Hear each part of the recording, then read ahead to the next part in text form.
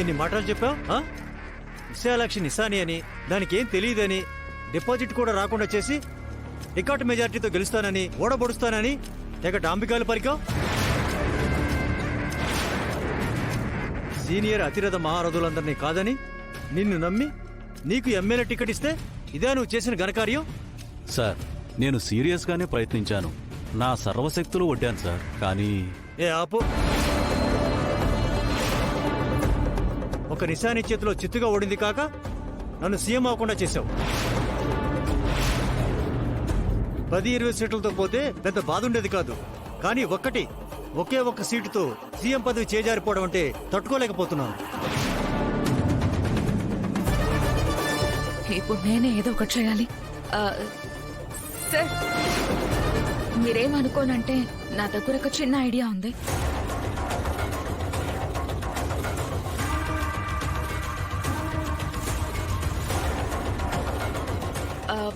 MLAs లో ఒక్క MLA తక్కువైతే సీఎం పదవి పోతుంది అని అంటున్నారు కదా. ఆ ఒక్క ఎమ్మెల్యే విశాలాక్షిని ఆ పార్టీ నుంచి మన పార్టీకి వచ్చేలా చేస్తాను. అప్పుడు మీరే సీఎం అవ్వచ్చు. కానీ ఆ విశాలాక్షి ఒప్పుకుంటుందా? నేను ఒప్పిస్తాను సార్. తనని ఒప్పించి మిమ్మల్ని సీఎంని చేసే బాధ్యత నాది. నిజంగా నువ్వు ఆ పని చేయగలిగితే నువ్వు కోరుకున్నంత డబ్బిస్తాను. నాకు డబ్బొద్దు సార్. మా నాన్నకి ఎమ్మెల్సీ సీట్ ఇచ్చి ఆ తర్వాత మంత్రిని చేయండి చాలు. తెలివైన దానివే. సరే, అలాగే చేస్తాను. Thank you so much sir. నేను ఇప్పుడే మిమ్మల్ని సీఎం చేసే పని మొదలు పెడతాను.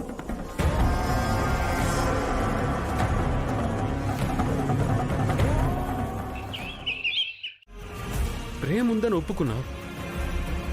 అక్కడితో ఆగిపోతే అందరం హ్యాపీగా ఉండేవాళ్ళం కదా. కానీ నా హ్యాపీనెస్ తో నీకు సంబంధం లేదు కదా.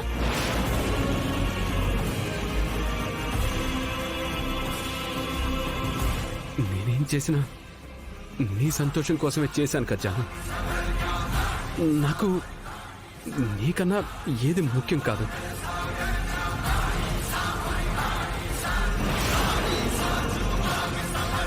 నేనిప్పుడు మారిన మనిషిని.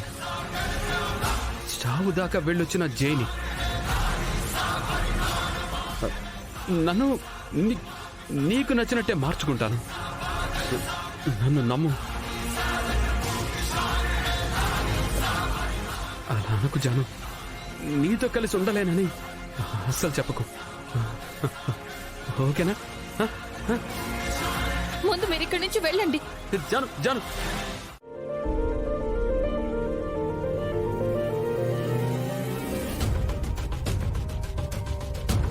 అమ్మా జాను, ఇందాక నీ మాటలు విన్నాక నీతో ఒకటి చెప్పాలనిపించిందమ్మా. చెప్పండి నాన్న. నువ్వు చూసావుగా, అబ్బాయి చేతికి రక్తం కారిపోతున్నా పట్టించుకోకుండా నీకేమన్నా అయిందేమోనని కంగారు పడ్డాడు. నీకేం కాలేదని చూసి ఆనందపడ్డాడు. అతను నీ పట్ల చూపిస్తున్న ప్రేమ నాకు కనిపిస్తుందమ్మా. అలాగని అతను కరెక్టు, నువ్వు తప్పని నేను చెప్పడం లేదు తల్లి.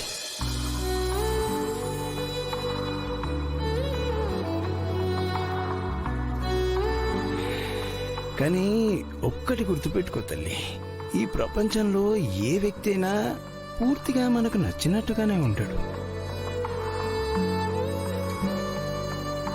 ప్రతి మనిషిలోనూ కొన్ని లోపాలుంటాయి.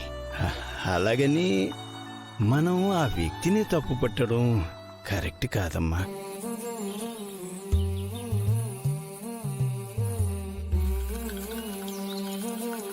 అంతెందుకు, మీ అమ్మనే తీసుకోమ్మా.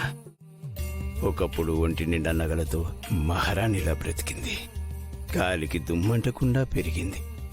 అలాంటిది నన్ను ప్రేమించింది కాబట్టి నేను తనతో ఏమాత్రం సరితూగనని తెలిసినా నన్ను నమ్మి నాతో బ్రతకడానికి వచ్చేసింది. ఆ రోజు నా దగ్గర ఇప్పుడు జై దగ్గరున్న ఆస్తిపాస్తులు అలాంటివి ఏం లేవమ్మా. కానీ మీ అమ్మ అవేవీ పట్టించుకోలేదు.